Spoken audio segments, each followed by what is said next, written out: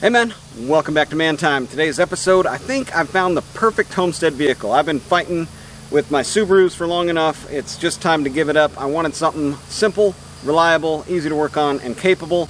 That's what we're going to talk about today, why I got this vehicle, all the features that I think make it the perfect homestead vehicle, something that can get me around the farm here, something that can get me to work in the morning.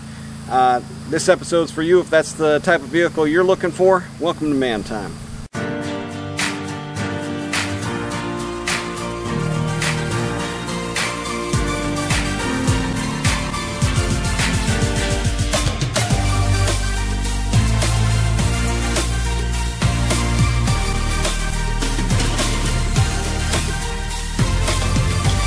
So for me, when I was going to find a vehicle to replace my Subaru Forester, I wanted something very similar, but a little bit different. It's got to be reliable, I want it to be simple, and I want it to be capable, right? So those three things are the main criteria that I was looking for. Now, having gone through a couple vehicles on the Homestead here, I also wanted fuel efficiency, something that I can drive to work, and here's basically the configuration of the vehicle that I had narrowed it down to after owning that Forester for such a long time and having it, be a pretty good vehicle. So similar to a Forester is going to be the four-wheel drive or all-wheel drive. I wanted that. Also wanted a manual transmission, easier to work on, easier to manage, no wires, going to the thing, telling it when to shift, any of that nonsense. Simplicity. I wanted a 4-cylinder. And so this has all of those things. It's got the 1.8 Honda 4-cylinder, good reliable engine. There's a couple gotchas there that I'm going to talk about. All-wheel drive, vehicle's got it. And then manual transmission, vehicle's got it. It's also got to be clean, no known like mechanical issues, stuff like that, all encompassed in this 2001 Honda CRV.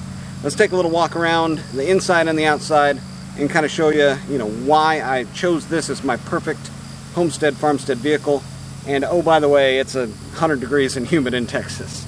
Let's just start right up under the hood, and as you can see, I'm already working on it because, well, it doesn't run. So in this video, we're also going to figure out what's wrong with it, why it doesn't run, and it's got a no crank, no start issue. So we are going to deal with that first, but we've got the 1.8 liter. We have got a manual transmission, and then all stock, right? That's another really nice thing. You look up under the hood and it's just all stock stuff, unmolested. That's another key thing I was looking for. You don't want somebody that's had the vehicle, that's been, ragging it out, messing with the suspension, messing with the body, all that stuff. But let's take a dive in here in the passenger side. Now, I'm already going through the process of kind of diagnosing, what's going on with the vehicle. There's something called the ficum, something up under there. I thought that may have been the problem. Of course, you can see here I've got a sensor sitting there already. But manual transmission, all-wheel drive. Apparently the previous owner, George Strait, 50 number ones, disc 2. Wow. That's a score right there. Heck yeah. But this one had, I guess there's a problem with these where there's a vent under the dash and it leaked. So the whole floor of this was flooded. But they kind of saved me a step there. I don't want any carpet in here anyway. Easier to maintain, easier to service, vacuum out, so on and so forth. But you can see the interior, is just really, really nice. And then I've already got the back filled up. Nice thing about this one, spare parts are readily available and super cheap. That was another big selling point. But I think the problem that I'm facing here, as far as the no crank, no start, first, you want to go through all of the regular steps, but I think it has something to do with that clutch pedal. Because I'll show you up under the hood here. So I ended up getting the vehicle. It was running when I bought it, but I was in a drive-through line, and I go to move up, and I felt some pieces fall on my foot, And then as soon as I got it home, luckily enough, I've been test driving the vehicle just in and out of town, back and forth from my house, to town for groceries and different things, But I got it home, went to start it the very next time after I felt something fall on my foot in the drive-thru, and it was no crank, no start. Just all of a sudden like that, And so I didn't figure it was anything like battery related or starter related. Normally you can kind of, those things will like give you signs and symptoms as they're failing. This was just immediately no crank, no start. Lights on the dash come on right away. It's not like it was a dead battery. So what I did was, there's the starter on this vehicle is right down here on the front of the engine toward the grill. Took all the air intake stuff off, pulled the signal wire off of the starter, had my wife come out here, put it in the crank position, and there wasn't a signal making its way to the starter. So that's a quick check if you've got a no crank, no start. Check for signal from the key to the starter when the key is in the start position. So I think it's clutch related, right? The parts kind of fell onto my feet, and there's a good half a page of literature on the clutch pedal in the documentation there, but just looking up under there, it's really cramped, really crowded, so I'm not going to be able to get you in there. But I'm going to work on that, see if there's two sensors. There's one that lets the vehicle know the clutch is all the way released, and then there's another one that lets it know it's all the way depressed. And so I think it's the one that's all the way depressed, which is really hard to see up under there, and it didn't really show it in the parts diagram and stuff like that. So I was really confused. I got that one sensor, and that sensor is telling it that the clutch is all the way released. I don't think that has anything to do with it. I think it's the other one, and there's like two little spacers or boots. I think they're called, I don't know, end of travel spacers or something. I got two new ones of those. Of course, you got to go to AutoZone because they're the ones that have most of the import parts. Places like O'Reilly's didn't have that sort of stuff. So I'm going to get that installed on the pedal, get the pedal set right. There's a spec in the manual for the travel distance and also the slack distance. Get all that stuff back to factory spec, and then we'll see if it starts. But yeah, here's the clutch pedal, and then there's some sensors and stuff up here. But you can see like the wiring, like everything is, all the wiring is really, really minty up under here. Nothing is damaged or, too out of sorts up here. Alright, one last thing we want to do before we put all our faith in this, because, well, there's a little bit of damage, on the end of this sensor here. I want to check for continuity at both the open and closed position. So I'm going to get my meter here and get it touching both ends.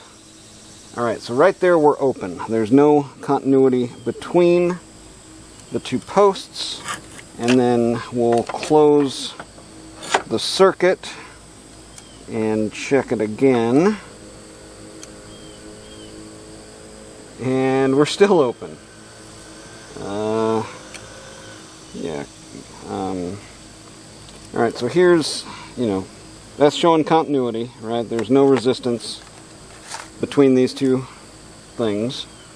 And on either side of that, there's no continuity.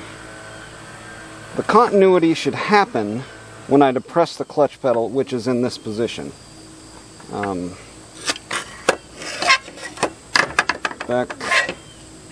Back to here, looking at it.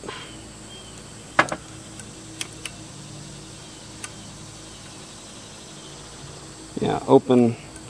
It's open both ways. So I'm getting continuity. I'm getting continuity if I only press it down like a little bit. But then if I press it down all the way, it goes to open. But if I let it out just a touch,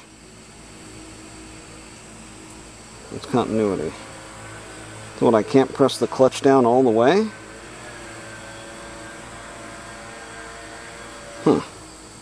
Maybe it just needs the signal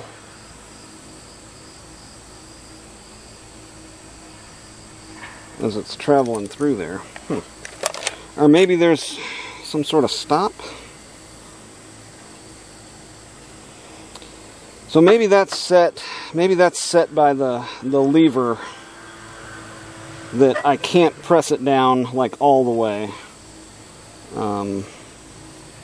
So what's happening is when it's fully depressed like that, it's not sending the signal. But when it's like just a little bit from hitting it all the way, then I've got that signal. Interesting. I wonder if this one's the same way. We got our clutch pedal all reassembled. I think I'm just going to change the name of my channel to like fixing stuff in 100 degrees, because that's pretty much what they always turn out to be. Oh, summertime is fun. Okay, let's see if it'll start.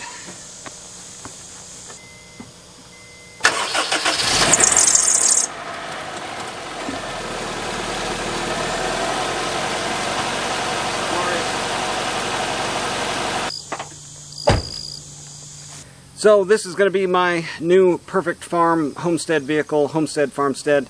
To work, back to the house pad, back to the new house, bringing tools back and forth, stuff like that. All-wheel drive, manual, 4-cylinder. If it does need to be repaired, rebuilt, I can work on it. As few electronics as possible.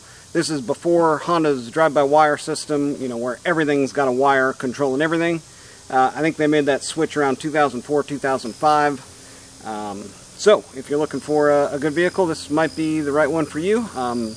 The Forester before this one worked out pretty well, but the mechanical, the engine is really the main problem there. I mean, I had to change out the suspension, the axle shafts, the axle U-joints, CV joints, went out on that one.